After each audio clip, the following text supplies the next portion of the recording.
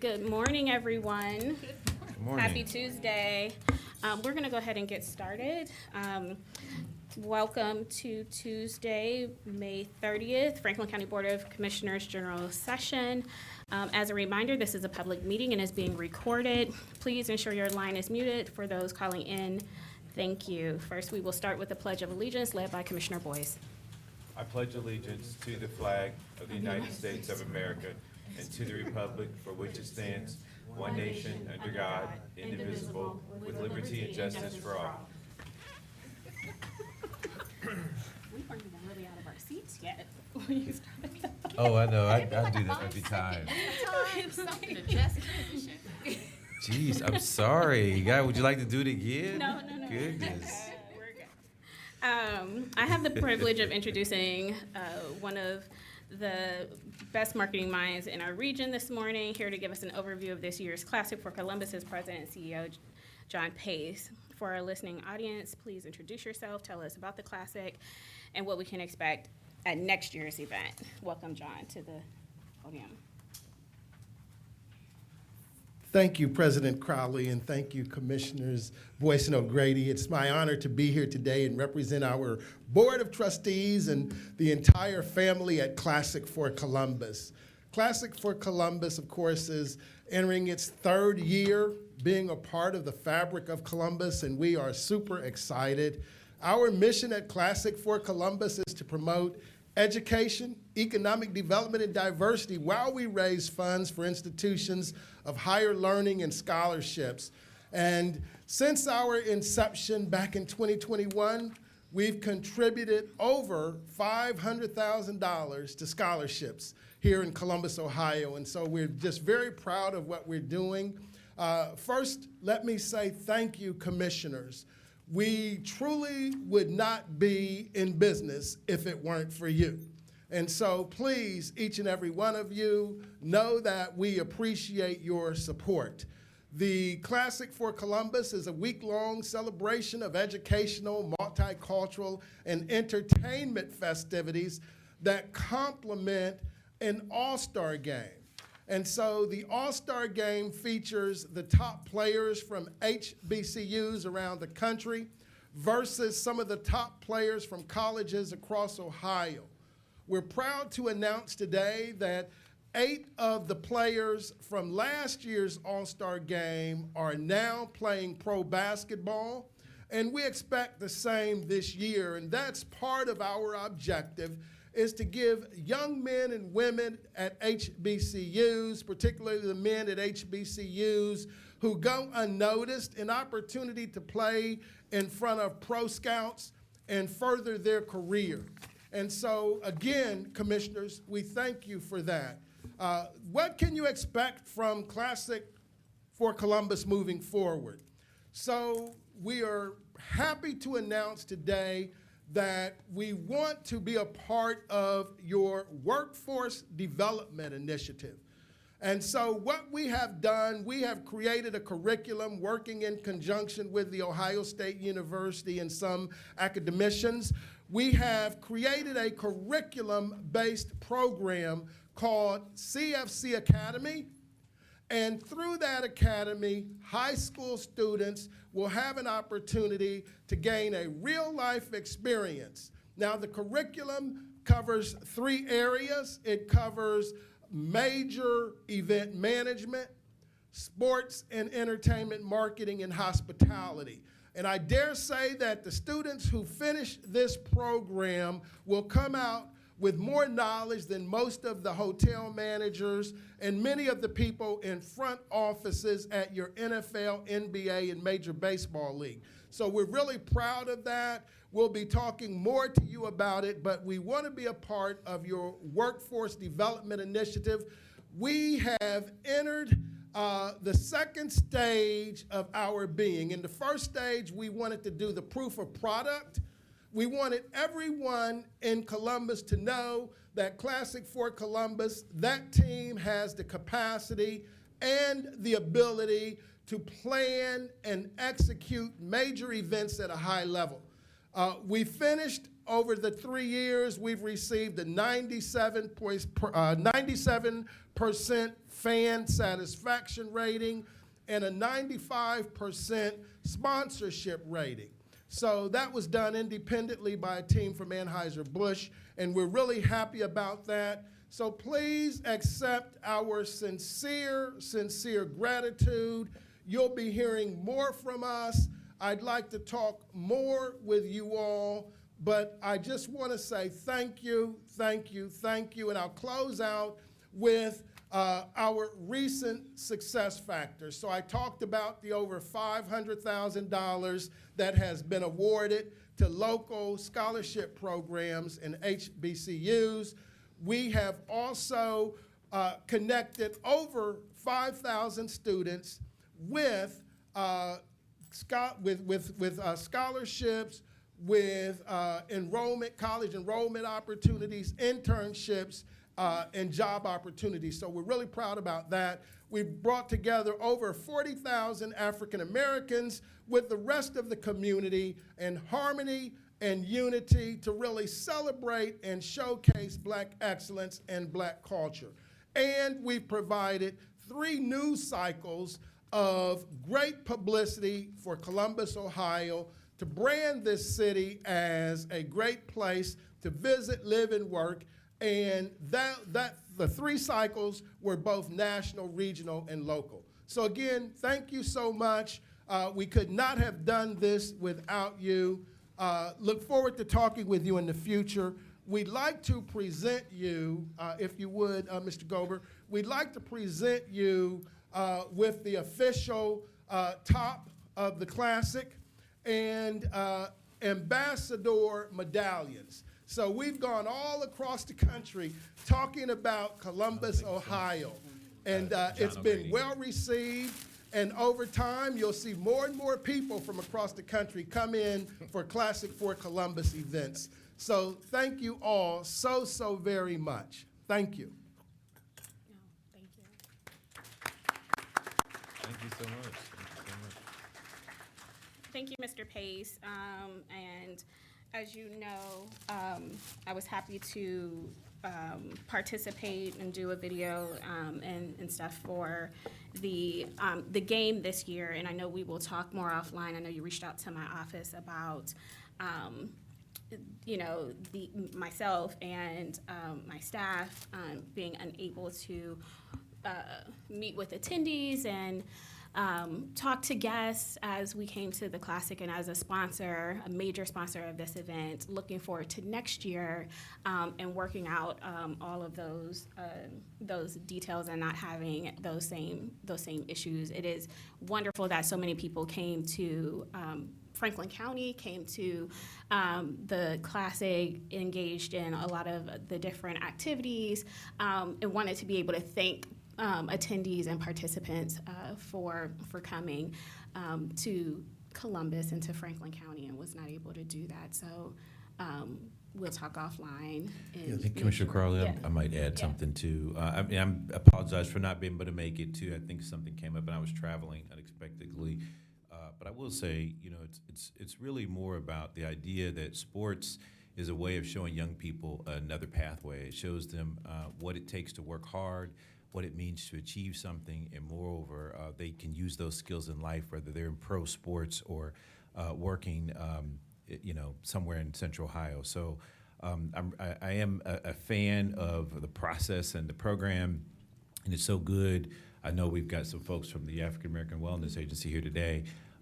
This is kind of athletics and sports, not just for the championships or the trophies that it brings, but for the experience and the type of people it builds. It's something in our DNA here in Central Ohio. In whether you're exercising, canning for wellness, or health, or competing for a championship, we understand that in Central Ohio, and so we value that. And I'm sorry I couldn't make it this year too, but there's always next year. So. And I know that Deputy County Administrator Joy Bivens has something to say. I do want to also shout out Brown Girls Mentoring, as well as Rickenbacker Woods, who brought, oh my gosh, almost 30 kiddos themselves to the activities and had a really great time. And so just want to shout them out because they sent some cards, and I'll make sure I'll forward those to you as well. Go ahead, DCA Bivens. Thank you, Commissioner. Good morning, everybody. Joy Bivens, Deputy County Administrator of Health and Human Services. Thank you, Mr. Pace. I'm a huge supporter of HBCUs, as my children both have attended HBC or attend and graduated from HBCU. So thank you for the work that you're doing. I really want to quick connect David Kimbrough to you. We have a men's unit that we are developing here in Franklin County where we understand that men have challenges navigating the health and human services ecosystem for several reasons. So we want to send them to places and spaces where they can be supported, and we believe that this workforce development project will be very essential in providing a resource. And David, if you can stand up really quick in the back, he's going to probably chase you out the door as soon as you. So if you see this big man walking you out, it's not because he's trying to arrest you. No worries. Mr. Gober, if you can make sure we connect with him, that would be great. And thank you all so much. Commissioner Crowley, please accept publicly. I've never been so embarrassed at the experience that you've had, and we spent 2 hours working through it, and I guarantee you it will never, ever happen again, not only to you, but to none of the leaders who come to partake and support this event. So let me say publicly, Classic for Columbus was embarrassed. We have fixed it. We have double fixed it and triple fixed it. It will never, ever happen again. I trust that you will give us a second chance, and we will make you proud. So please accept this public apology. It will never, ever happen again. Thank you so much. Thank you. Thank you all. Thank you. Thank you. All right, we'll go to the regular agenda. First up, we have Court of Common Pleas. Resolution number 42923, resolution authorizing the county administrator on behalf of the Franklin County Board of Commissioners to execute a memorandum of understanding with the Franklin County Court of Common Pleas and Franklin County Sheriff's Office related to the FY 24-25 Targeted Community Alternatives to Prison Grant Program in the amount of $4,500,000. Good morning, Commissioners. Kimberly Canada, Director of Finance for the Common Pleas Court General Division. With me is Dan Wunderlich, Chief Probation Officer, as well Rochelle Pry, Director of Justice Policies and Programs. This resolution authorizes a Memorandum of Understanding, MOU, between the Common Pleas Court General Division, the Board of Commissioners, the Franklin County Sheriff's Office, and the Ohio Department of Rehabilitation and Corrections. This MOU commits Franklin County to participate in the Targeted Community Alternative to Prison, or TCAP, which prohibits certain fifth-degree felony offenders from being sentenced to prison. The state will provide Franklin County $4.5 million over the next 2 fiscal years. A portion of the funding will be utilized by the court to offset the cost of probation officers supervising this population of offenders, and the remainder of the funding will be utilized for programming, treatment, and transitioning offenders into stable housing. Pending any questions, we request your approval.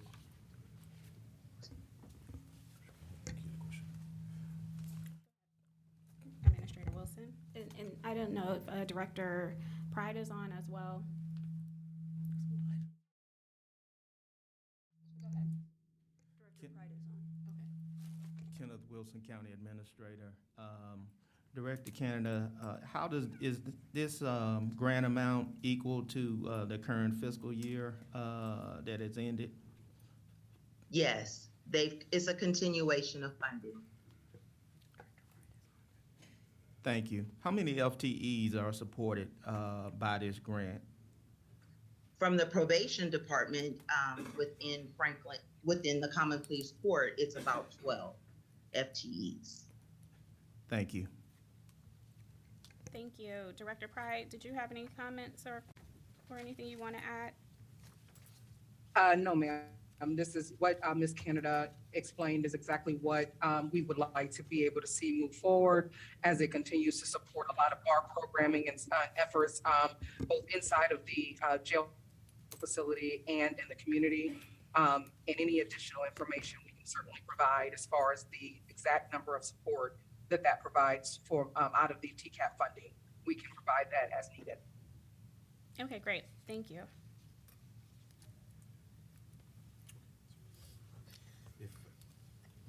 If there are no further comments or questions, move for adoption of 429-23. Second.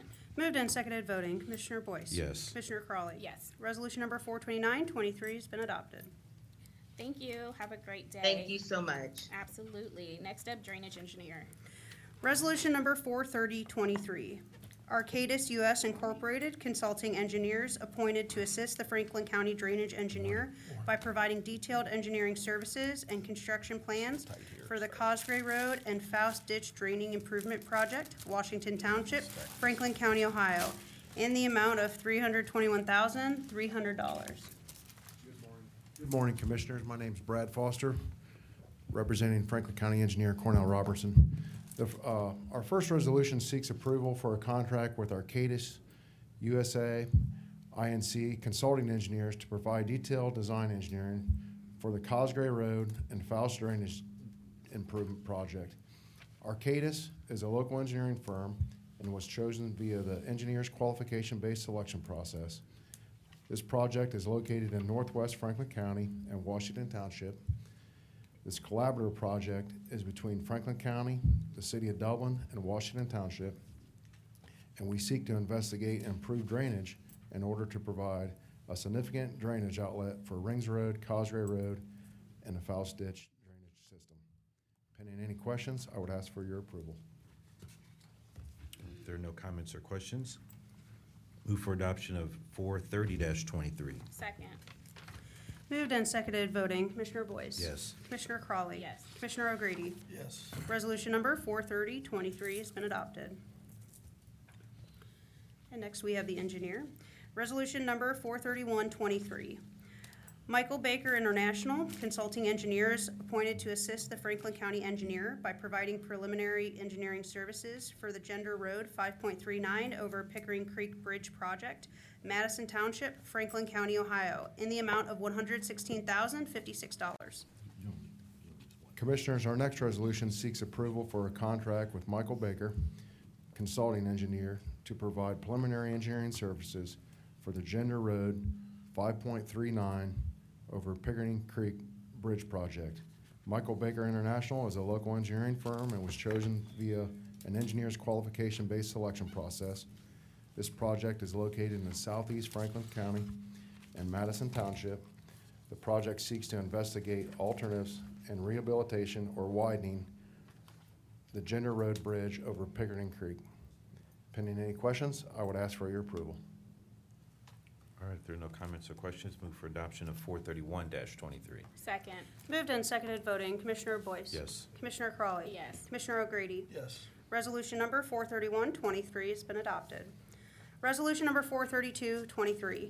Resolution requesting the Ohio Department of Transportation to reduce the speed limit on Harrisburg and London Road, County Road number 288, Pleasant Township, Franklin County, Ohio. Commissioners, our final resolution seeks authorization to request the Ohio Department of Transportation to investigate the speed limit on Harrisburg and London Road from Opossum Run Road to Harrisburg, Georgesville Road. ODOT will review Franklin County's study and determine a safe speed limit. The county engineer received a request from a resident for this study and to reduce the speed limit on this road. The study was conducted by the Franklin County. It was determined that the speed limit reduction from 55 to 50 would be appropriate. Pending any questions, I would ask for your approval. If there are no comments or questions, move for adoption of 432-23. Second. Moved and seconded voting. Commissioner Boyce? Yes. Commissioner Crawley? Yes. Commissioner O'Grady? Yes. Resolution number 432-23 has been adopted. Thank you very much. Thank you. Thank you. All right, on to the Emergency Management Agency. Resolution number 433-23. Resolution authorizing a non-general fund supplemental appropriation related to Homeland Security and Regional Communications. Good morning, Commissioners. Jeff Young, representing Franklin County Emergency Management and Homeland Security. This resolution is a combined $100,000 non-general fund supplemental appropriation related to our Visual Command Center module for Everbridge alerting and warning software, as well as additional costs associated with the professional services contract related to special and vulnerable population outreach. The contract modification adding Visual Command Center was approved by the Commissioners through Resolution 0851-22 on November 15th of 2022. The full funding for this software module was included in last year's Homeland Security budget as well as the 2023 budget, but due to the end of the year fiscal schedules, the invoice for the first 6 months of service was not available and processed until January, resulting in the need for this non-general fund supplemental appropriation as we approach our June 30th full year software renewal. The professional services contract for special and vulnerable population outreach was approved by Resolution 0080-23, and due to inflation is $15,000 higher for the year than was originally included in the 2023 Homeland Security budget prepared in the fall of 2022. Similar to the Everbridge non-general fund appropriation, this request will draw from existing unappropriated Homeland Security and regional communications funds. I'll gladly answer any questions you may have and ask for your approval of this resolution. I'm just thinking if I want to ask this question or not. No, I don't. I was thinking, I won't go ask the question, but what I was thinking actually was with so much of this, I've been following the debt ceiling discussion at the federal level, and embedded in what their agreement is are a number of changes and cuts and different from federal programs. And I'm kind of wondering, my wheels are processing about if there's any implications. And I'm not asking the question because I don't think there is here, but that's what I was thinking, because when I read through the list of all of the things that are being cut, it's quite substantial. It made me think of, I saw a number of line items around Homeland Security. So anyways, if there are no further comments or questions, move for adoption. Commissioner Boyce, if I may comment, I think your thought process is on point as it relates to both Department of Homeland Security as well as FEMA grant funding. We're watching that intently. I've not received any notice that anything is currently jeopardized, but obviously it's very fluid, coming together very quickly. So I think your thought process is accurate or on point, and I do appreciate the thought. Yeah, I mean, I'm glad you said that, because I've been tracking it very closely. My finance kind of mind thinks in that way, and it is substantial. In order for them to make this deal that they're going to make today or tomorrow, we will feel an impact one way or another, and the residents of Franklin County will feel that impact. It is not something that's happening in some far-off land, and we'll never know how that impacts us. And so I just, to the administration, want to encourage us to be watching that closely, because I saw a number of line items that I know will directly have an impact, from SNAP and TANF resources to Homeland Security, to transportation funds and infrastructure funds. It's all over the place, and it is significant. And so I just maybe encourage the administration to, I'm sure they're on top of it, but to keep watching that. I think Administrator Wilson, Commissioner O'Grady wants to say. Appreciate you bringing it up, Commissioner. I think Ken wants to say something. Oh, sorry. Kenneth Wilson, County Administrator. President O'Grady, Commissioner Boyce, Commissioner Crowley, I've been thinking the same thoughts looking at this deal over the weekend as the text was released of the bill, the Homeland Security and Defense provisions, as well as new work requirements related to SNAP recipients will definitely impact our Health and Human Services unit.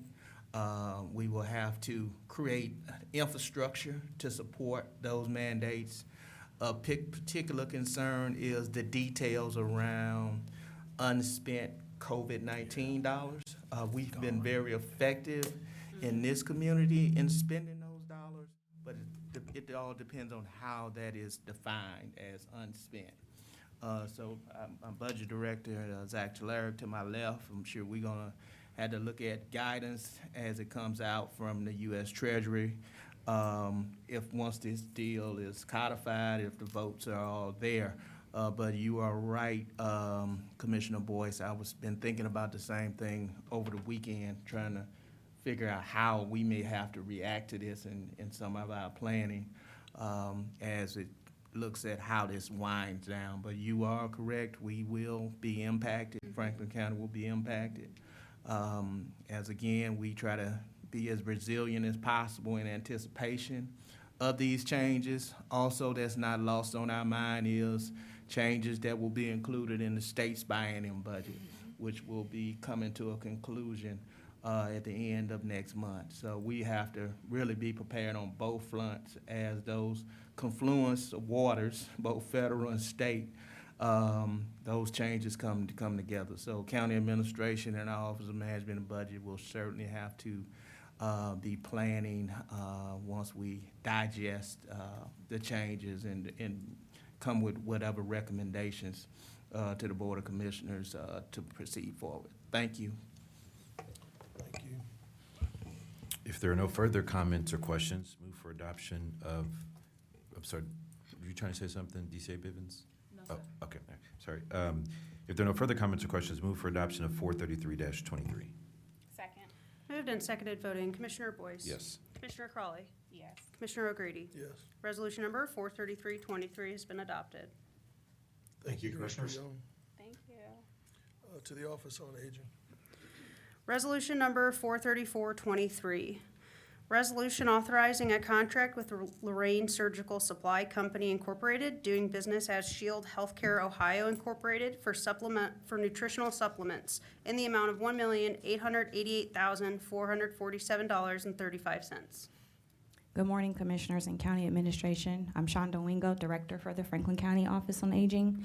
And joining me today in the audience, we have our Chief Financial Officer, Larice Collins.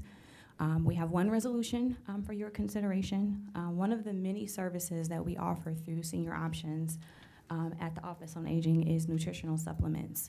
And these are items such as Ensure or some of the clear liquids, in addition to the free meals that we provide. The nutritional supplements are determined on the sliding fee scale, so there is a cost depending on where seniors fall within that sliding fee scale, but more often than not, it's determined as zero. This resolution will authorize a contract with Lorraine Surgical Supply Company, doing business as Shield, in the amount of $1,888,447. Lorraine Surgical Supply Company, doing business as Shield Healthcare, submitted the lowest and best bid for nutritional supplies through the Franklin County Purchasing Department, pursuant to a competitive bid process undertaken by the Franklin County Office on Aging. This contract is for a period of 1 year, beginning May 1st through April 30th, 2024. It includes 4 optional 1-year extension periods. Pending any questions, I respectfully request your approval of this resolution. Mr. President, if I may. Please. Thank you. Director, I just have a question since you said this was competitively bid. Who currently is the supplier? Or is this their first time offering these types of nutrition supplements? So the supplier, I believe, is Shield. It's Shield and not. So Lorraine is the parent company, and then Shield is the supplier. Okay, so this is a new contract, right? It's a renewal. Oh, it is a renewal. Oh, okay. All right, thank you. That's it. I was trying to understand.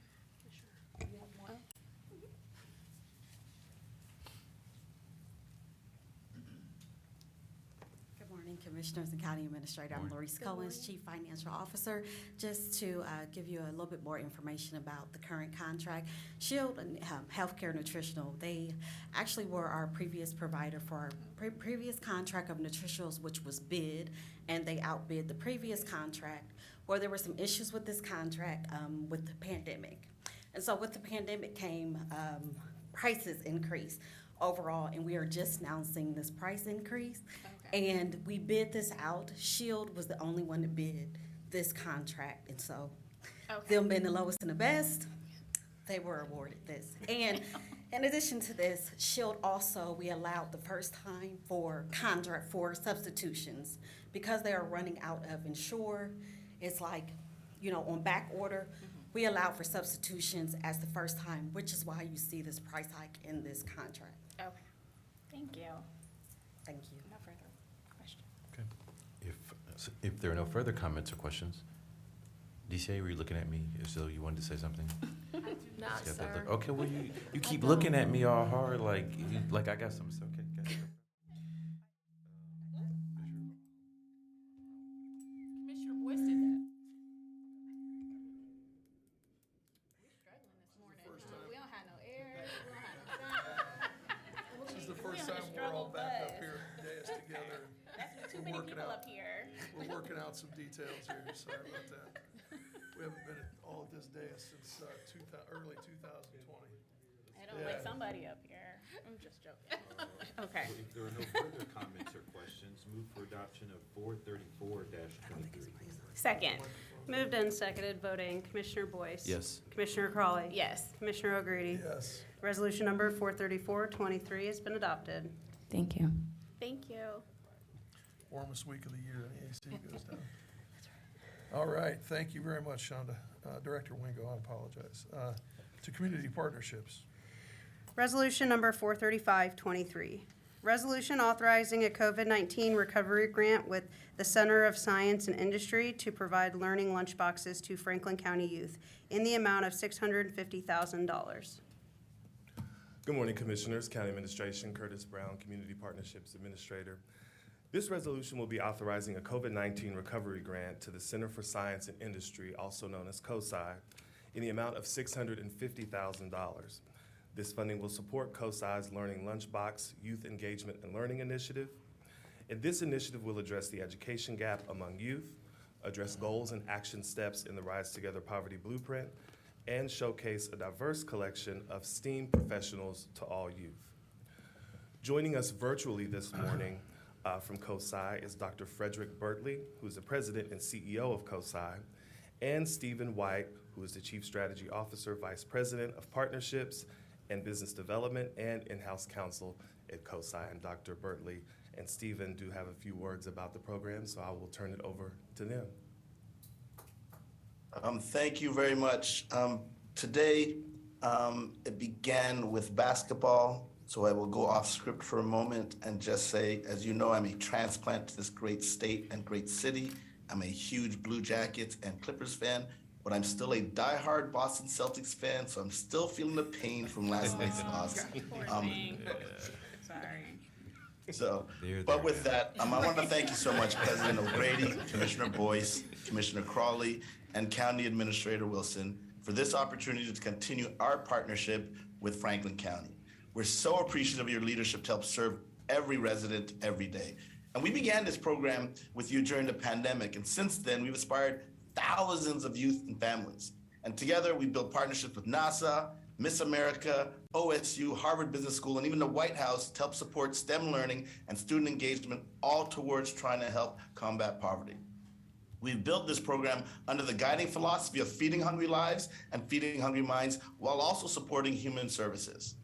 But it was also done under the mission to support every resident every day. And that's why this grant will enable us to impact even more families, provide hands-on and digital learning STEM resources, as was mentioned, including supporting students with special needs and English language learners.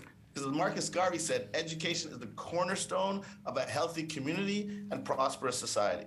And in today's time, diversification of STEM education offers the promise to uplift individuals, families, and community. Please know that your timely and generous support is a catalyst for this effort throughout the county and region.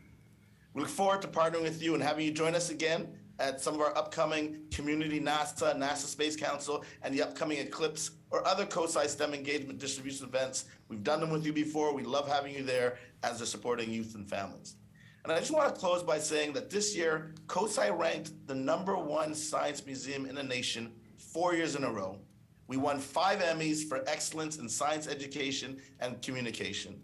We won the Spirit of Columbus Award, and just last week, we're humbled that we won the Institute of Museum and Library Services Medal, the highest honor that the United States provides to a library or a museum for national excellence around and impact.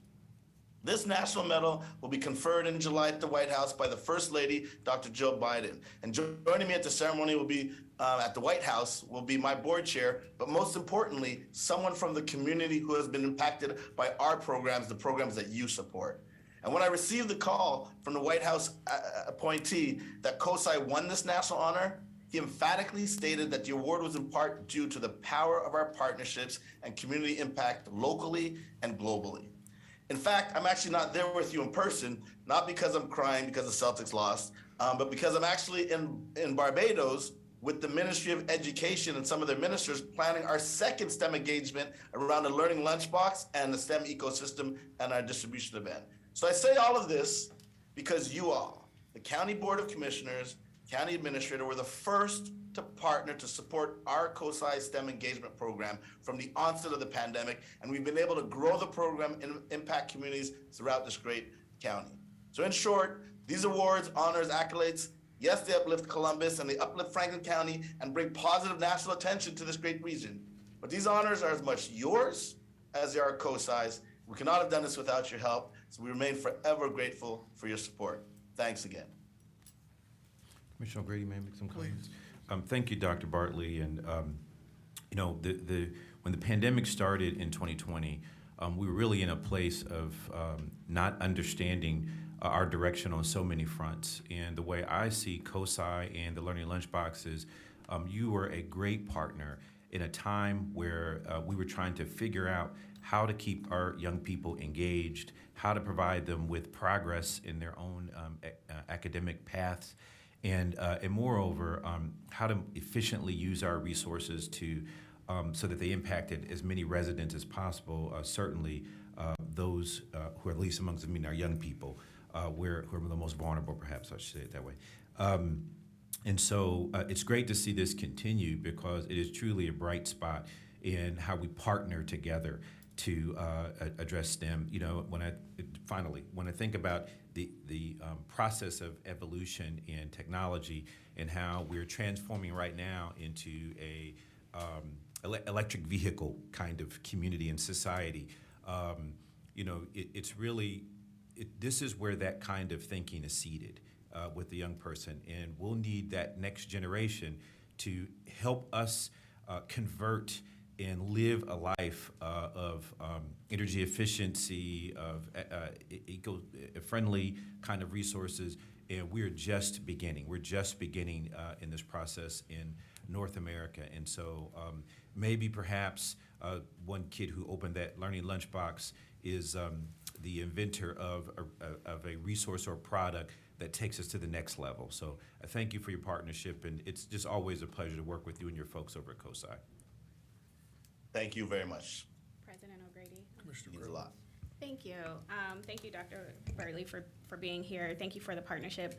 As always, you know, I rave about the Learning Lunchboxes, and just kudos to my colleagues in the previous board before I got here and the investment that they made during the pandemic. I was in the legislature at the time.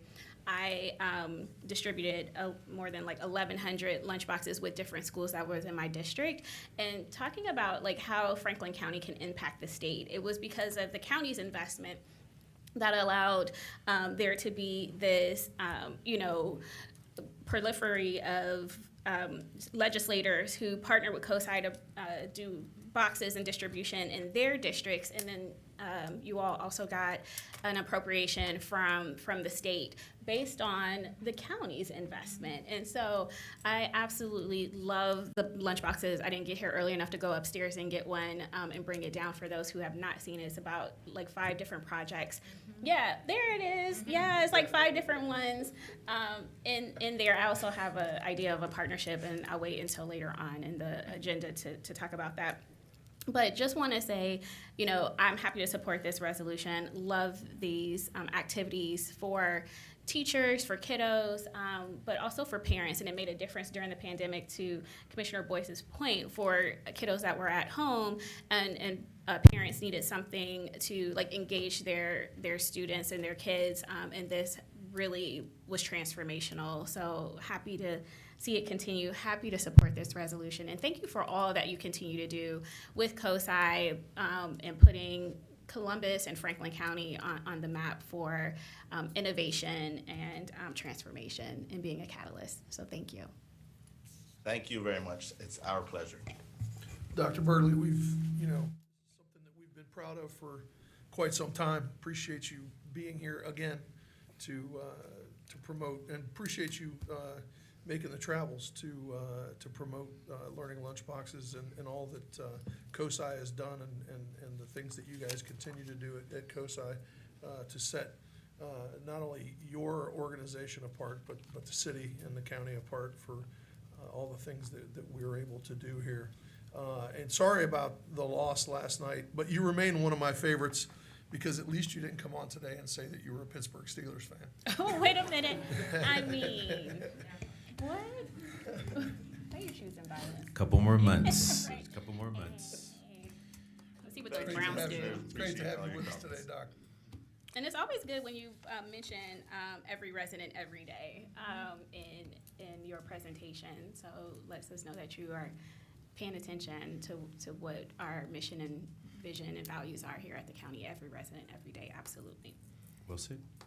If there are no further comments or questions, move for adoption of 435-23. Second. Moved and seconded voting. Commissioner Boyce? Yes. Commissioner Crawley? Yes. Commissioner O'Grady? Yes. Resolution number 435-23 has been adopted. Thank you, Commissioners. Thanks, Doc. Thank Thanks, you. Curtis. Appreciate it, Curtis. All right, child support enforcement. Resolution number 436-23. Resolution authorizing an extension of the participation agreement to obtain location information through West Publishing Corporation through the Consolidated Lead Evaluation and Reporting Database in the amount of $24,390.92. Good morning, Commissioners, County Administration, Susan Brown, Director, representing Child Support Enforcement Agency. This resolution for your consideration authorizes the extension of the participation agreement by and between the County Commissioners Association, the County CSEAs, the Ohio CSEAs Directors Association, and West Publishing Corporation's Consolidated Lead Evaluation Reporting, or CLEAR database. The original contract approved by the Board of Commissioners in July 2021 under Resolution number 0520-21 provided for 2 additional 2-year agreements. This is the first of the 2 extensions of the participation agreement and is effective June 1st, 2023 through May 31st, 2025 in the amount of $24,390.92. One of the primary functions of the Franklin County CSEA is to locate parents. The purpose of this contract is to provide staff with access to information needed to locate individuals for the purpose of establishing parentage, to gain client participation in administrative and judicial hearings, and for case management of support orders. The service agreement provides the CSEA with access to the CLEAR database, which has several innovative proprietary features to locate residents, including public records, incarceration data, as well as 500 monitoring alerts to notify staff if additional location information is received. These services were competitively bid by the CCAO, and the agreement utilizes a joint purchasing program, which allows local agencies to take advantage of the statewide negotiated price. The OCDA will be responsible for the administration of this agreement, and pending any questions, I ask that this resolution be approved. If there are no comments or questions, move for adoption of 436-23. Second. Moved and seconded voting. Commissioner Boyce? Yes. Commissioner Crawley? Yes. Commissioner O'Grady? Yes. Resolution number 436-23 has been adopted. Thank you, Director. Thank you, Commissioners. Thank you. Have a good day. You too. Office of Diversity, Equity, and Inclusion. Resolution number 437-23. Resolution authorizing a grant agreement with Stonewall Columbus to help fund their annual Pride Festival, March, and Resource Fair, which supports their community programs and annual operations that further their mission and vision to increase visibility, inclusion, and connection for the LGBTQIA+ community in Franklin County in the amount of $20,000. Good morning, Commissioners and County Administration. Damika Withers, Chief Economic Equity and Inclusion Officer for the Office of Diversity, Equity, and Inclusion. And also joining me today is the Office of Diversity, Equity, and Inclusion team.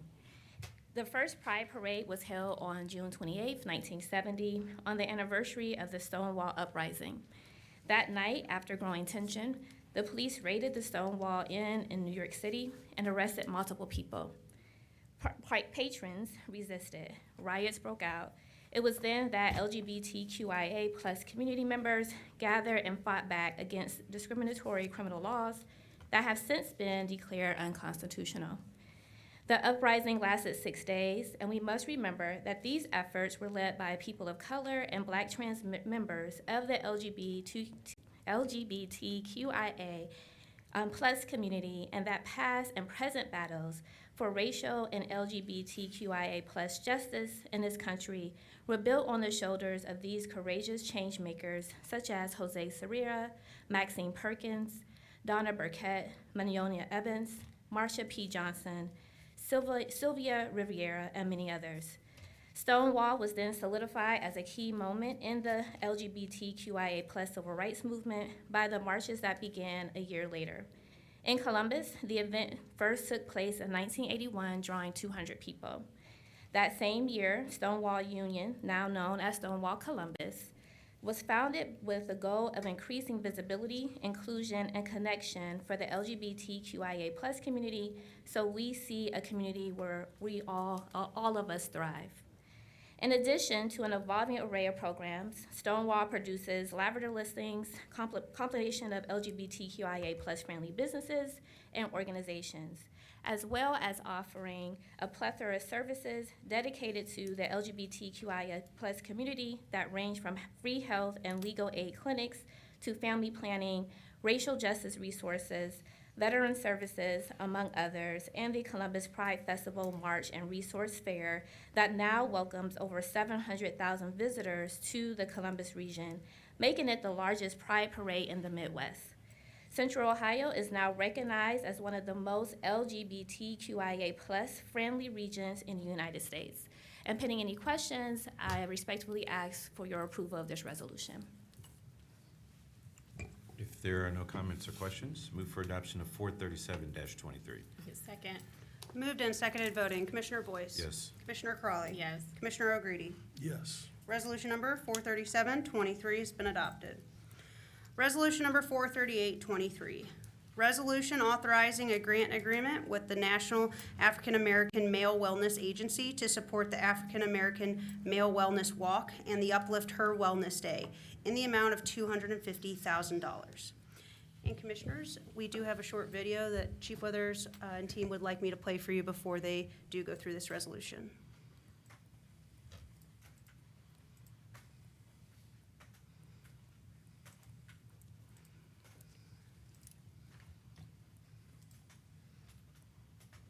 I think that it is extremely important that all women are empowered in their femininity, whether that be through motherhood, whether that be through how they just show up in the community. In order for us to really heal and uplift the community, like Uplift Her strives to do, we have to uplift women.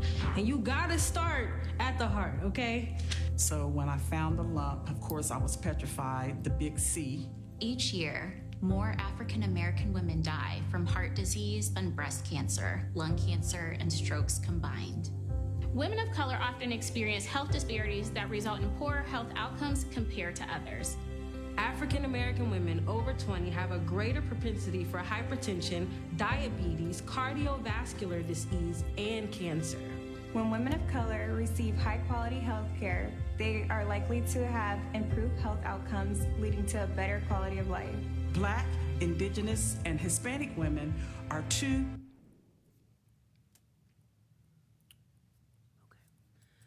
I do apologize. That looks like that's the end of that clip. I apologize, Chief Withers. No, thank you. Commissioners, this resolution will help support the African American Male Wellness Walk and the Uplift Her Wellness Day. The mission of the African American Male Wellness Agency is to increase the life expectancy of African American men in physical health, mental health, financial health, fatherhood, and research.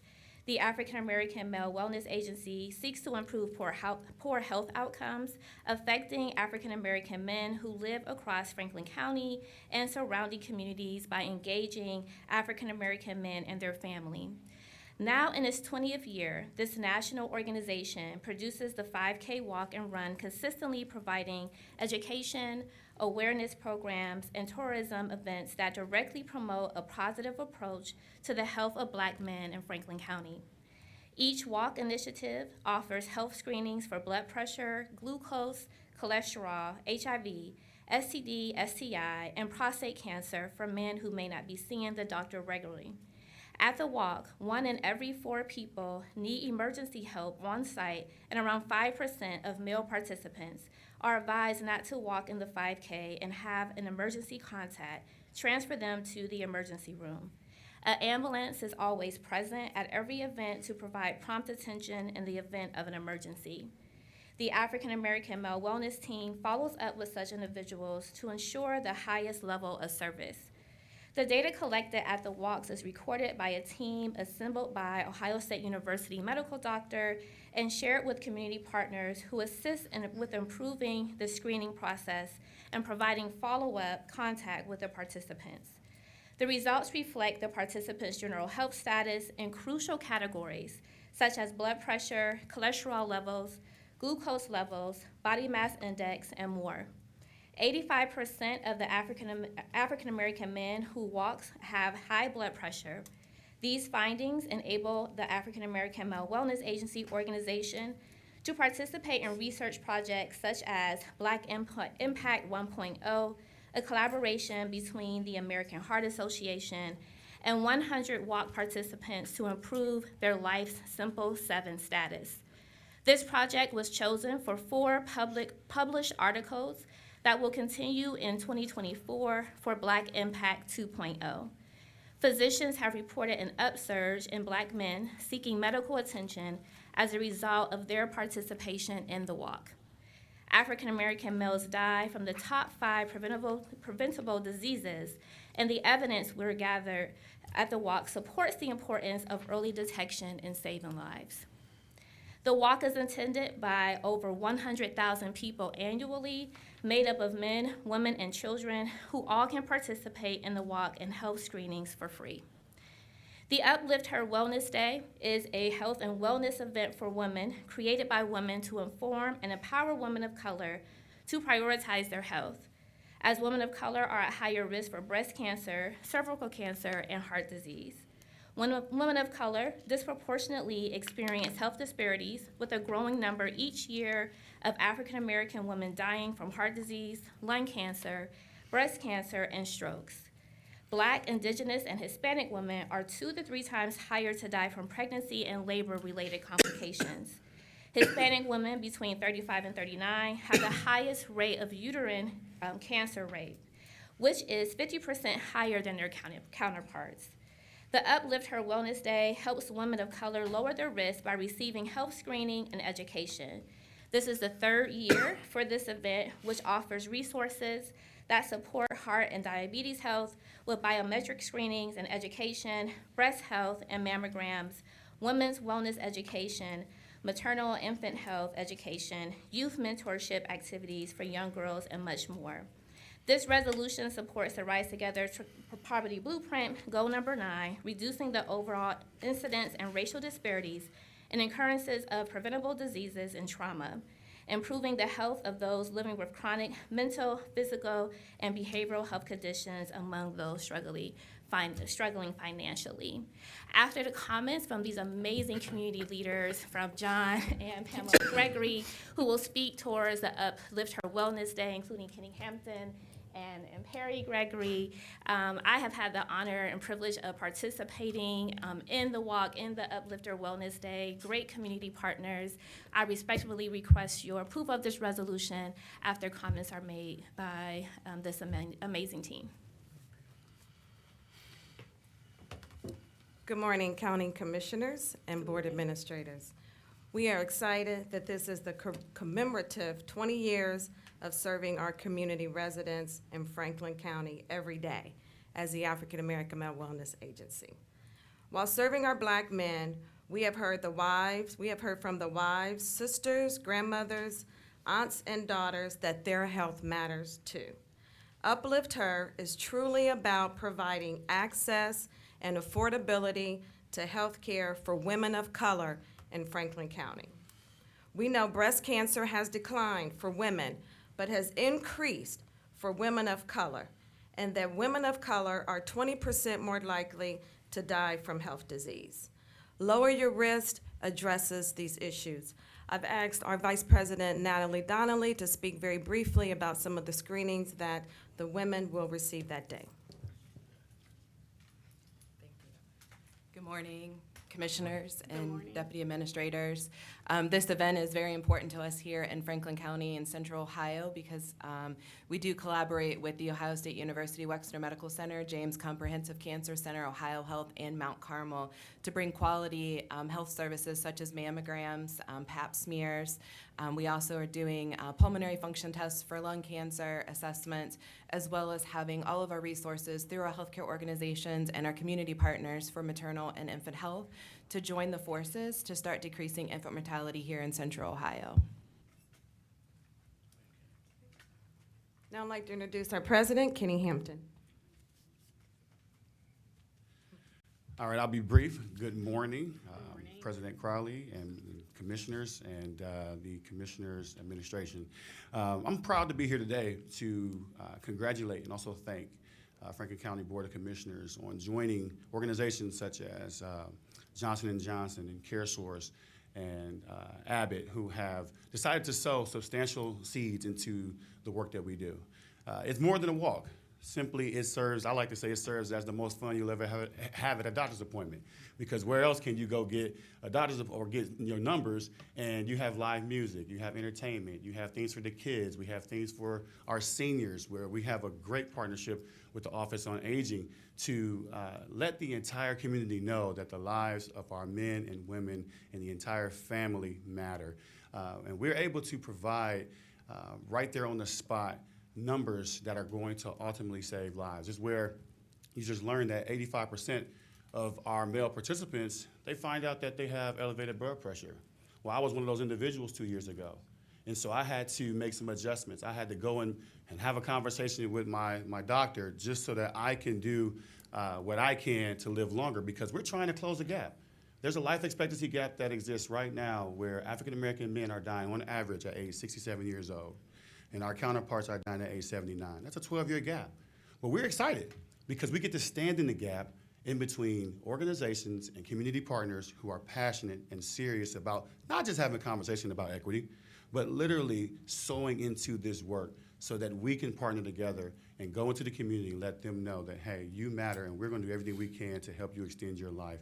And so we're excited about this year. We're celebrating our 20th year, where 19 years ago we had hundreds that showed up, and in the recent years we've had tens of thousands.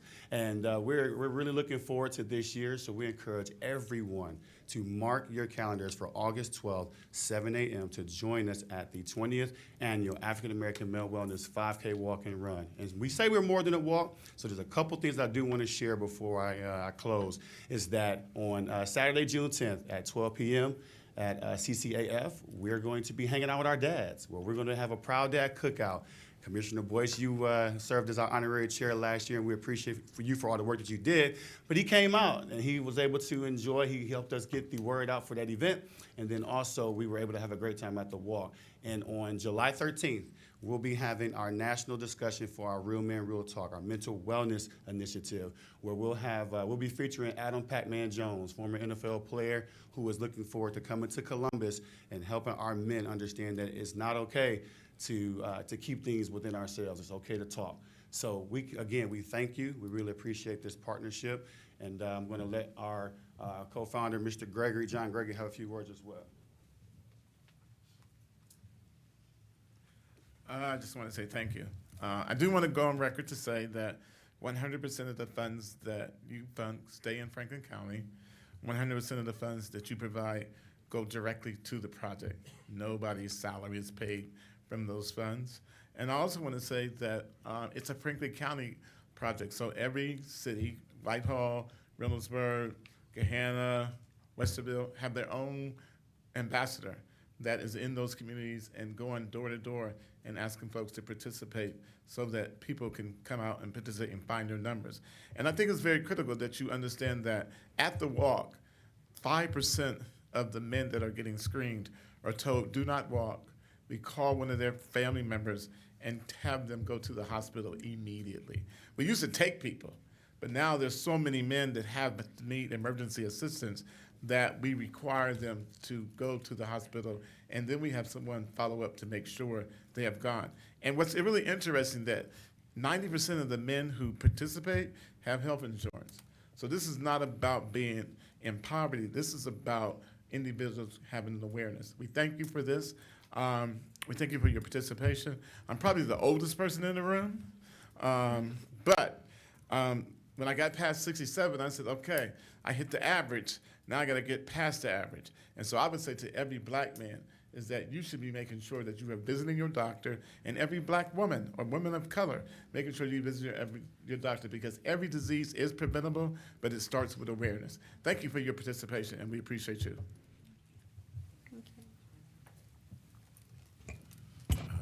President O'Grady? Please. Yeah, I want to thank all of you for coming down. Let me start with the Uplift Her and Wellness Day. It's so important that we come together as a community and demonstrate that we all matter, and that it benefits the entire community when those who are most challenged by health disparities are supported in a wellness fashion. And so I think the work that you're doing is critical. I had an opportunity to talk with my good friend, the Houston Mayor, Turner, and he was so pleased with their walk this year. I think it was their first, right? Yeah, and they, and I know this is his last year's mayor, but something is picking up there. And if we can lead by example here in Franklin County and all around this great country, have an impact on wellness and life's sustainable efforts, I guess, then we can really move the needle in a way that is meaningful. And so I just want to recognize you and thank you for your work. Every time I'm at the wellness walk, I don't think I've walked before. I've always run, is my point. And I think I'm gonna walk this year. I think I'll walk. My knees are starting to get a little soft, but the administrators over here, like, I don't think I've ever run before. Actually, Talisa and I actually ran last year together. Yeah, I did leave you. I did. You're running too slow for me. But I was like, come on, pick it up, girl. What you doing? I got to get through the finish line. Then it was the year when it rained really hard. Remember that year? And it just like stormed down. That was fun. The point is, I really do think, I truly believe we're moving the needle in this conversation. Just one last point. My doctor recently retired, I don't know, probably a year ago now, and it has taken me a year to find another doctor. I found one finally, and to get in, it was 4 months or something just to get my first appointment. And I'm at an age and a point in my life where these numbers start to really reconcile with you, and the things you have to really start to monitor and watch, even from a hereditary standpoint. And, that year off really offset my numbers in a way. I had several areas where I got to pay attention to, and I think I live a fairly healthy life. And so, and my doctor was like, it's a lot of it could be hereditary, and and so the point I'm making is, the work that you do, it isn't just a walk.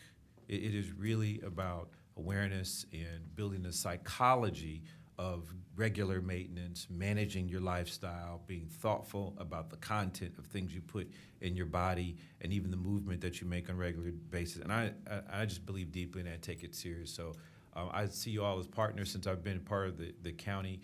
I'm grateful to have colleagues like Commissioner Crawley and Commissioner O'Grady that they buy into it, if not more, as much as I do. And that's a great partnership and a great beginning. So this is one step together in a journey that's going to be a long haul for all of us to make that needle move. So thank you so much for your work.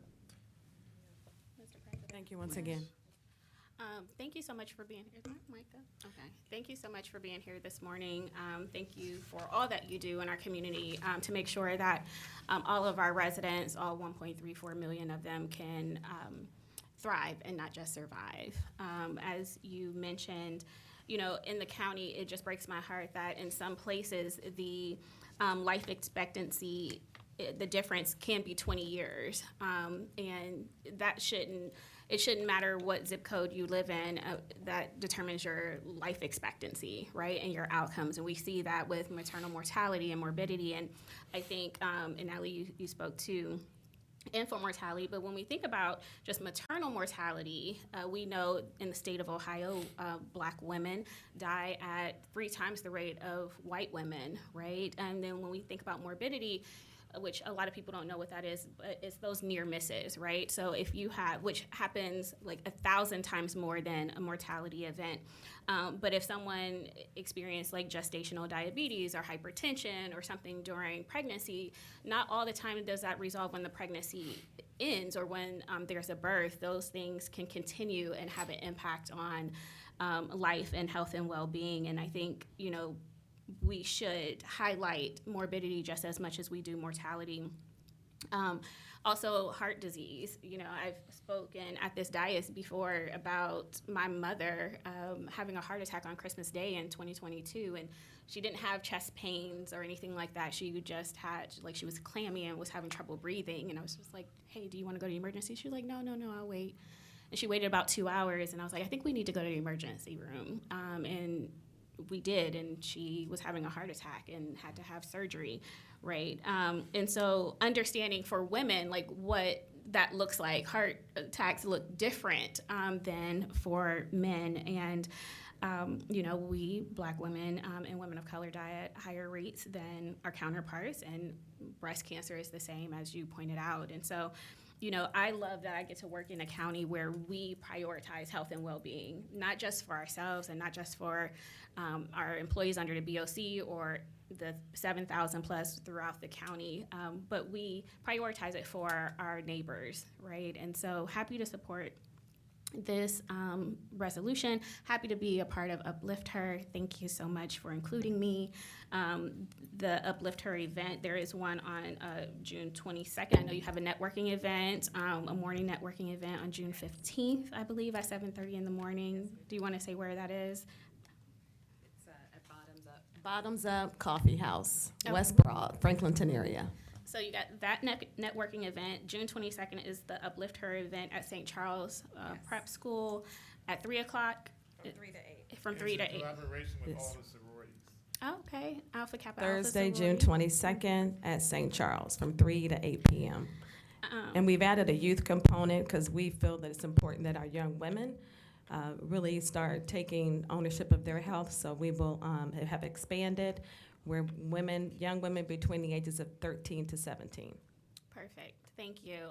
And then you heard from President Hampton about the other activities going on. But this is where I was going to talk about partnerships. So I know you have the Proud Dad Cookout coming up, and I don't know if you already have a relationship with COSI, but I think that's an opportunity to have learning lunchboxes there for kiddos who attend. And so if not, Curtis, can you try to connect the two so they can get some lunch boxes. So with that, I will digress. But again, thank you so much for being here, and thank you for all that you're doing in our community. Happy to be a partner. Thank you. Administrator Wilson. Thank you, President O'Grady, Commissioner Boyce, Commissioner Crowley. I'll be very brief. We in this community, we are fortunate to have many very valuable community partners.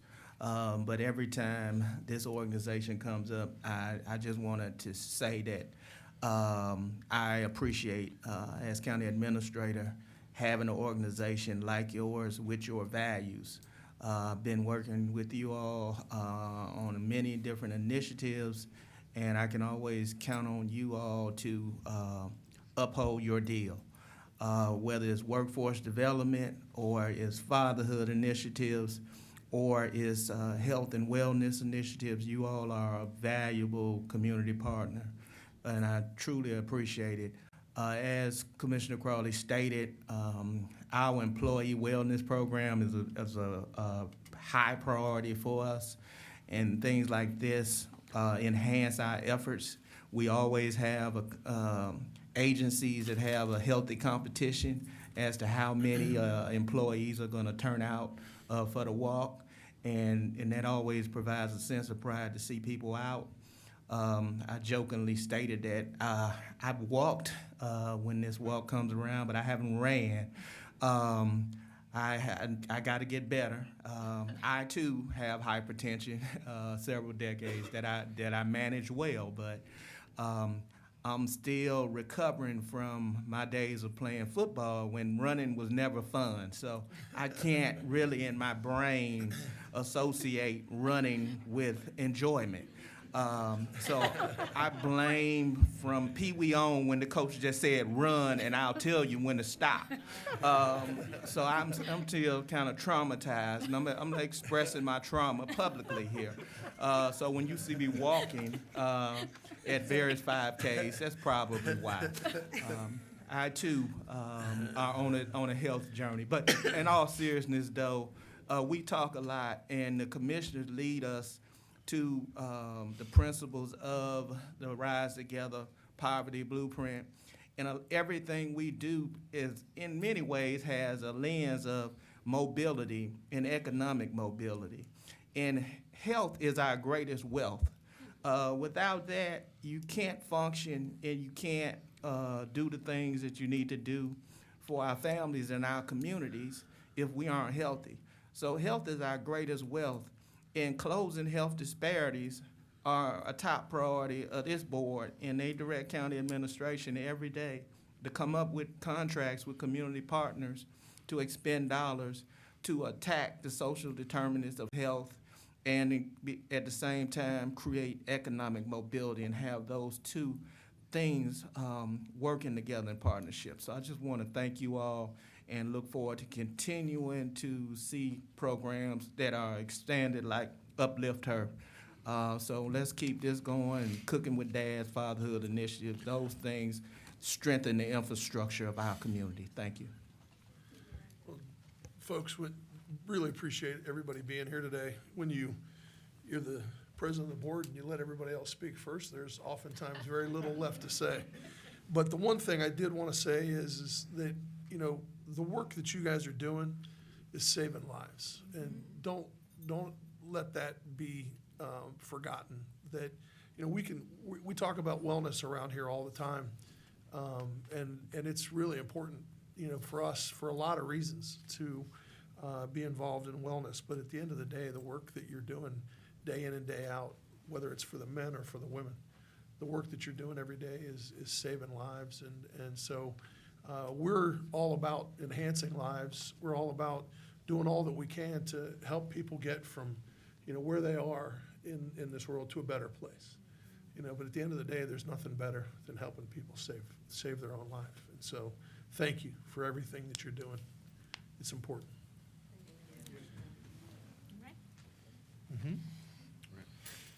If there are no further comments or questions, move for adoption of 438-23. Second. Moved and seconded, voting, Commissioner Boyce. Yes. Commissioner Crawley. Yes. Commissioner O'Grady. Yes. Resolution number 438-23 has been adopted. Resolution number 439-23. Resolution authorizing a grant agreement with Hyatt Regency Columbus for the use of their facilities to host the first Franklin County Board of Commissioners Diversity, Equity, and Inclusion Conference in the amount of $45,085. Commissioners, this resolution will support the first Franklin County Board of Commissioners Diversity, Equity, and Inclusion Conference, Engage, Discover, and Ignite, organizing our collective power. The conference is designed for all who are looking to learn about best practices in diversity, equity, and inclusion strategy, collaboration, and education. The conference will have 4 workshops, which will focus on 4 different tracks: economic equity and development, workforce development, effective collaboration, and driving policy and using data. These intentional workshops will explore real, important, and truthful conversations while continuously centering diversity, equity, and inclusion as a whole. They will be interactive and actionable, so participants can leverage and implement the takeaways in a practical way when they return to their partners and/or organizations. This conference will be a catalyst for creating a more diverse, equitable, and inclusive world of work. In collaboration with community partners and organizations, on November 9th, 2023, we will help shape workplace policies, provide ongoing support for small and emerging business enterprises, unleash pools of talent, champion diversity, equity, and inclusion, and cultivate better workplace cultures. And pending any questions, I respectfully request your approval of this resolution. If there are no comments or questions, move for approval of Resolution 43923. Moved and seconded voting. Commissioner Crawley. Yes. Commissioner Boyce. Yes. Commissioner O'Grady. Yes. Resolution number 43923 has been adopted. Thank you, Commissioners. D'Amica, I'd like to say these three resolutions this morning were fantastic. I mean, we love supporting the Pride Festival and all things that are related to it on an annual basis. The resolution for the African American Male Wellness Agency and the work that they're doing is tremendous, and the conference is great. So we really appreciate all the work that you and your staff are doing. Thank you, President O'Grady, and thank you, Commissioners and County Administration. All right, Economic Development and Planning. Resolution number 44023. Resolution awarding a service agreement between the Board of Commissioners and the Community Shelter Board to develop and implement strategies that decrease homelessness in Franklin County in the amount of $5,489,390. Good morning, Commissioners and County Administration. I'm Janae Cosby, the Community Development Administration representing Economic Development and Planning. And also joining us is Shannon Isom, the President and CEO of Community Shelter Board, to offer any additional information if necessary. I only have one resolution for your consideration today, and this is a contract with the Community Shelter Board to develop and implement strategies that decrease homelessness in Franklin County. The purpose of this program is to stabilize individuals and families' lives and culminate in their securing of permanent housing. Through this agreement, the county shall grant to the Community Shelter Board 1/2 of the actual conveyance collections, calculated at a rate of 5 cents per $100 of value of transferred real property and manufactured home to be paid in 4 quarterly installments. The installments shall reflect the conveyance tax proceeds actually collected during the preceding quarter and supplemental general fund monies up to an amount not to exceed $5,489,390.00. The term of this contract will be in effect through the 2023 calendar year, January 1st, 2023 through December 31st of 2023. And I will pass it along to Shannon if she has anything to offer. Thank you and good morning, Good morning. Commissioners as well as administrators. I am Shannon Isom, President and CEO of the Community Shelter Board. So I thank you this morning for considering the support that is so needed, the annual support for our partner agencies. We know that, and it is not lost on me, that the continued strategy action as well as honesty that comes from how do we take care of our most vulnerable population is determined on a system that responds. It is resolved that I will take this history that dictates then our future, that the Community Shelter Board has been in a position to respond. I know that it is created to coordinate, it is created to have a comprehensive system that is focused on care, and this county depends on it. I will bring these and other resources to bear from the business community, from also our philanthropic community, to stand on an innovative, concrete structure, but has to be dynamic. Has to be dynamic on response to human fragility, to our human frailty, but also to the business model and the market structures and the forces that move us forward, development planning, policies, federal and state resources that undulate depending on time. This funding supports and will continue to support 15,000 men, over 5,000 children annually that move through our prevention system, our emergency system, our rapid rehousing system, our permanent supportive housing system. And this Community Shelter Board coordinates that system of care with 16 partner agencies, but even more. So I ask that we continue to work on strategies together. I will sit reflective of the energy and the responsibility to do more, better, to be agile. And in this, as you consider the funding, to note, I appreciate it, we appreciate it, and we continue and will continue to respond accordingly. Thank you. If there are no comments or questions? Please. Just a quick comment. Welcome. I don't know that you've been to I a haven't. general I haven't. session I haven't, since you've been the new president and CEO. So welcome to the Thank Board of you. Commissioners, President Isom. Really excited about your leadership. I know you are new, just coming in, trying to hit the ground running. You already have. I know you have a community assessment underway, trying to hear from partners. Yes.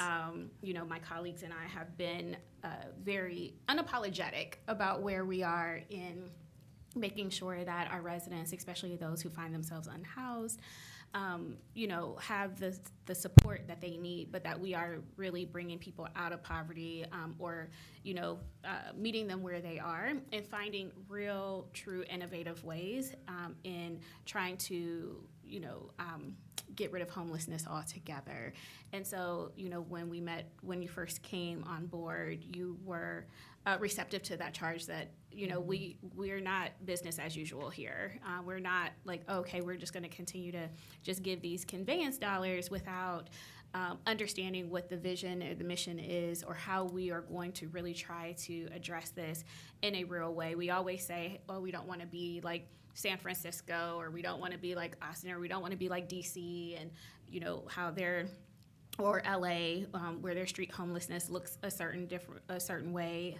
But we also know homelessness isn't just street homelessness. What we see, it is also couch surfing and or moving around a lot. And we're like, okay, how can we address this and do something different, and not continue to say who we don't want to be like, but define who we are and who we want to be in the future and speak to that. And so, yeah, just really excited about working with you.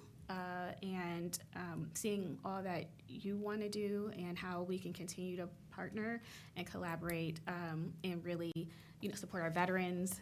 You know, that's near and dear to my heart. But all of our residents, and especially our children. So thank you for being here today. And yeah, looking forward to working with you. Thank you. Thank you, Commissioner. I don't have anything to add to that. It's perfect. Any further comments or questions? Oh, now you want to say something? Okay. Commissioner, President Reddy. I'm sorry. No, go ahead, President. Go ahead. No? Good morning. Good morning. Shannon, one of the things that I just wanted to say, as the Director of Health, Deputy County Administrator of Health and Human Services, please know that all of our health and human service agencies under the Board of Commissioners, your problems are our problems. We share in the work with you. We look forward to joining and locking arms with you. We would like to sit down with you via Zoom so that our strategies for emergency cash assistance for those residents that are vulnerable align with your strategies. Thank you. It was not lost on me as I sat here that as we were talking about health is wealth, and we've been talking about COVID, even supplemental nutrition, these are all the things that are intertwined into housing. And so I appreciate the arduous task that you have in allocating resources, but also being very clear that those resources are also resources which we will align as we really try to organize a burgeoning issue that we have to respond. So I'm equally taking it equally as serious and excited about the invitation. Thank you. If there are no further comments or questions, move for adoption of 40-23. Second. Moved and seconded voting. Commissioner Boyce? Yes. Commissioner Crawley? Yes. Commissioner O'Grady? Yes. Resolution number 44023 has been adopted. Thank you, Commissioners. Thank you. Resolution number 44123. Resolution authorizing a contract with DePerna and Company LLC to provide financial consultant services for the Franklin County Infrastructure Bank Program. Good morning, Commissioners, Administration, Staff. Emmanuel Torres, Assistant Director of Economic Development and Planning. And this resolution seeks to approve a contract with DePerna and Company LLC for the purpose of providing financial consultant services for the Franklin County Infrastructure Bank program. One of the program's best practices has been to have an independent professional financial advising regarding the credit analysis and structuring of loans to ensure sound financial decision-making. Since its inception, the program has provided approximately $11.6 million in loans to 8 projects throughout Franklin County. The terms of this contract will allow Economic Development Planning to continue contracting with DePerna as the provider of credit analysis and loan underwriting for the county's infrastructure bank program through December 31st of 2025. And any and all fees due to DePerna in relation to their work on any given project are paid for by the borrowers and not the county. Joining us virtually from DePerna, we have Vice President Jake Moss, and pending any questions, we respectfully request your approval of this resolution. All right, if there are no further comments or questions, move for adoption of 441-23. Second. Moved and seconded, voting. Commissioner Boyce? Yes. Commissioner Crawley? Yes. Commissioner O'Grady? Yes. Resolution number 44123 has been adopted. Resolution number 44223. Resolution to adjust the boundaries between the City of Columbus and the City of Worthington, case number ANX-23-23. Good morning, Commissioners. I know you've been thrilled waiting for this annexation to come forward to you all this morning. I will read it as quickly as I can. Sometimes they're a little dry. This is an attached resolution to consider a boundary adjustment of 2.5 acres, more or less, from the City of Columbus to the City of Worthington, and a boundary line adjustment of 0.8 acres, more or less, from the City of Worthington to the City of Columbus. The petitioning municipality is the City of Columbus and the City of Worthington. The site is 0.5 acres of public right-of-way of the Worthington-Galena Road, north of East Wilson Bridge Road and Huntley Road, and 2.0 acres of public right-of-way of Worthington-Galena Road, north of Interstate 270 from Columbus to Worthington. 0.8 acres of public right-of-way from Sancus Boulevard, north of Worthington-Galena Road, from Worthington to Columbus. The attached resolution will adjust the boundaries between the City of Columbus and the City of Worthington in accordance to Ohio Revised Code 709.37. The City of Columbus passed this ordinance, numbers 0792-23, 0794-23, and 0795-23 on April 4th, 2023, agreeing to transfer 2.5 acres to and the acceptance of 0.8 acres of the City of Worthington. The City of Worthington, in addition, passed an ordinance number 32-2020 on September 21st of 2020, agreeing to the transfer of land and the acceptance of land from the City of Columbus. All ordinances were certified to the all ordinances were certified to the Franklin County Commissioners for further proceedings in accordance with ORC 709.37. Our analysis has shown that the petitioning municipalities have in fact met all of the statutory requirements outlined in 709.37 of the Ohio Revised Code. The Ohio Revised Code requires the board to grant this petition. ORC 709.37 states in part, upon receipt of certified ordinances, the board shall process the resolution to approve such change of boundaries. Pending any questions, staff would recommend that you approve this request. If there are no further comment if there are no comments or questions, move for adoption of 442-23. Second. Moved and seconded, voting. Commissioner Boyce? Yes. Commissioner Crawley? Yes. Commissioner O'Grady? Yes. Resolution number 44223 has been adopted. Thank you, Commissioners. Thank you. Justice Policy and Programs. Resolution number 44323. Resolution authorizing a non-general fund supplemental appropriation for the Justice Assistance Grant Fund.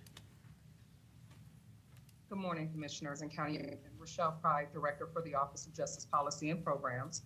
After careful review, an additional $125,600 in supplemental appropriations will be needed to properly manage anticipated expenditures for the remaining of our JAG fiscal year 2023. This is due to a combination of factors, including expedited expenditures via our subrecipients and project needs that have fluctuated over the 3-year period for JAG, which does run concurrently. $80,000 of this will go towards the Columbus Police public safety initiatives, and the remaining will be utilized to cover administrative costs. Pending any questions, we would seek your approval, of this resolution. If there are no comments or questions, move for adoption of 443-23. Second. Moved and seconded voting. Commissioner Boyce? Yes. Commissioner Crawley? Yes. Commissioner O'Grady? Yes. Resolution number 443-23 has been adopted. Thank you. Have a great day. You too. Thank you, Director. Public Facilities Management. Resolution number 444-23. Resolution approving a lease with Lee Smith Family Investments, LLC, doing business as Lee Smith Properties for the lease of office space at 55 through 57 East Main Street in the amount of $19,007,820. Good morning, Commissioners. Jesse Armstrong, Assistant Prosecuting Attorney, presenting this item this morning under Public Facilities Management. The county was in need of additional office space for county offices.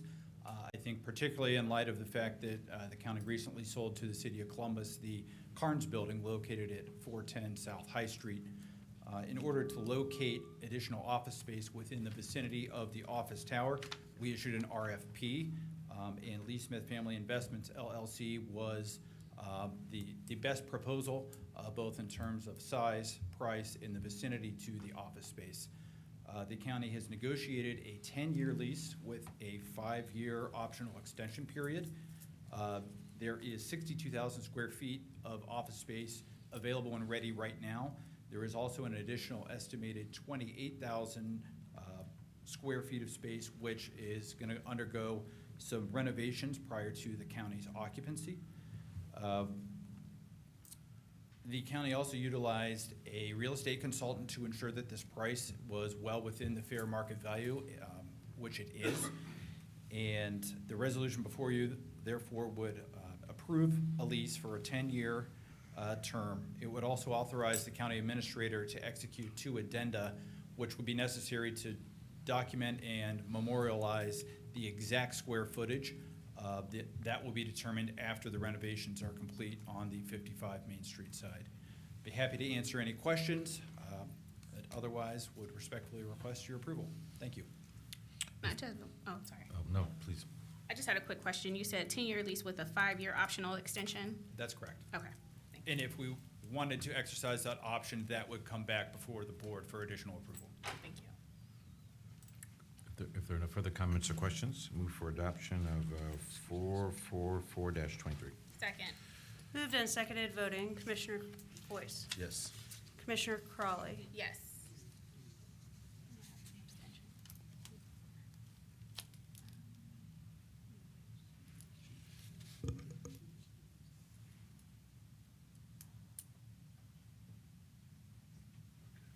Sorry. Where are we? Commissioner O'Grady? Abstain. Resolution number 444-23 has been adopted with Commissioner O'Grady's noted abstention. Thank you. Thank you. All right, thank you. Purchasing. Resolution number 445-23. Resolution authorizing contracts with 40 temporary staffing providers for use by any Franklin County agency, court, board, or commission in the amount of $5 million. Good morning, Commissioners. Megan Perry Balanier, Director of Purchasing. This resolution, as stated, requests your approval of contracts with 40 temporary staffing providers. These contracts will provide an expanded pool of vendors from which any county agency, board, court, or commission can request temporary personnel. Purchasing issued a competitive invitation to bid for these services. Of the 40 vendors that we're recommending for award, 29 identify as having one or more SCBE designation. The contracts will be in place for a period of 3 years with one optional 2-year extension period available, and this is estimated at a not to exceed $5 million across all county agencies. Pending any questions, I request your approval of this resolution. If there are no comments or questions, move for adoption of 445-23. Second. Moved and seconded voting. Commissioner Boyce? Yes. Commissioner Crawley? Yes. Commissioner O'Grady? Yes. Resolution number 445-23 has been adopted. Resolution number 446-23, resolution approving purchases for various Franklin County agencies in the amount of $3,057,549.01. Commissioners, joining me virtually for this resolution is Tamika Bumper, Economic Equity Administrator for the Office of Diversity, Equity, and Inclusion. This resolution requests your approval of 103 purchase orders for which the county auditor has pre-certified available funding.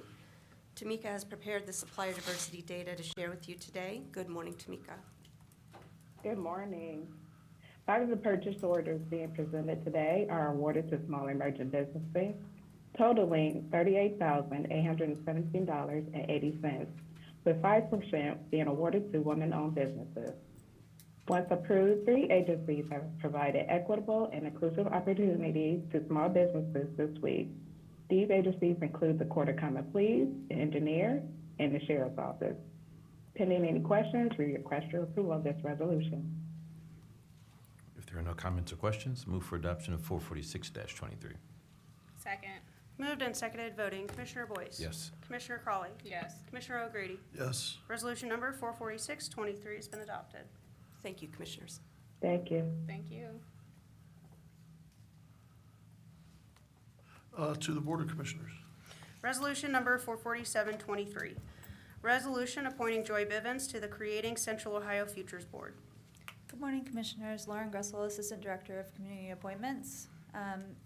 DCA Bivens will be serving in her official capacity and serving as a representative of the Board of Commissioners. And pending any questions, we'll respectfully ask for your approval. If there are no comments or questions, move for adoption of 447-23. Second. Moved and seconded voting. Commissioner Boyce? Yes. Commissioner Crawley? Yes. Commissioner O'Grady? Yes. Resolution number 447-23 has been adopted. Resolution number 448-23, resolution appointing Charles Straley to the Creating Central Ohio Futures Board. Mr. Straley is the second appointment of the Commissioners to this board, and pending any questions, respectfully ask for your approval. If there are no comments or questions, move for adoption of 448-23. Second. Go ahead. Moved and seconded voting. Commissioner Boyce? Yes. Commissioner Crawley? Yes. Commissioner O'Grady? Yes. Resolution number 448-23 has been adopted. Resolution number 449-23, resolution appointing Lauren Rummel to the Columbus Sister Cities International Board of Trustees, Franklin County, Ohio.